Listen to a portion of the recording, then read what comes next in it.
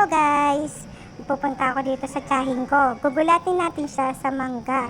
Kasi siya, dekada na siya nagtitinda ng mangga. At hindi pa siya nakakita ng Golden Queen. Tama nilala. Dito muna tayo. Pakainin muna natin ang aking konsihal. Si konsihal. So, pakainin natin ang Golden Queen. Tayo, tikman mo nga. Tikmi! What kind of mango is Golden Queen. Wow, nag-English pa. Ano? Golden Queen mango. Golden Queen mango? Opo. Tikman mo po. Anong lasa? Asim? Medyo malambot kasi galing sa rep. Apa eh? Tamis. Asan si Kara? Jay, gusto mo? Tangkad mo. Ka! Tikman mo itong mangga. Kailan dekada ka na nagtitinda ng prutas ng mangga sa highway? Bakit? Wala, tinatanong ko lang, ilang taon ka na nagtitinda? 30 years? 40 years? Hindi, mga... 50 years? Wala, siguro mga...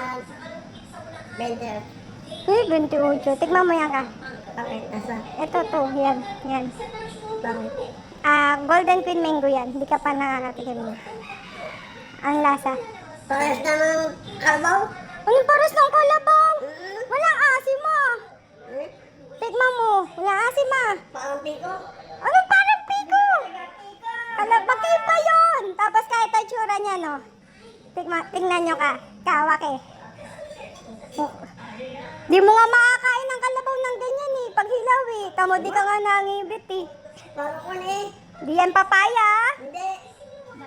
Parang pagtulong ng ito.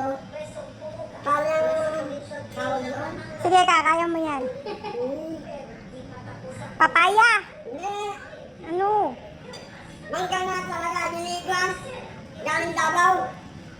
Galing Davao. Okay, napapakita natin kay Konsi. Konsi! Ah. Yan yun, yung pinatikman ko sa inyo. May isang kilo to. Laki no. Tapos ito kapatid niyan. Princess. Hindi to ah. Oo nga. Tambaw dyan. Nagkagulo. Hindi ka! Iba yun! Ito na nga yun. Iba yun! Golden Queen nga yan. Eh, kanya-kanya pangalan.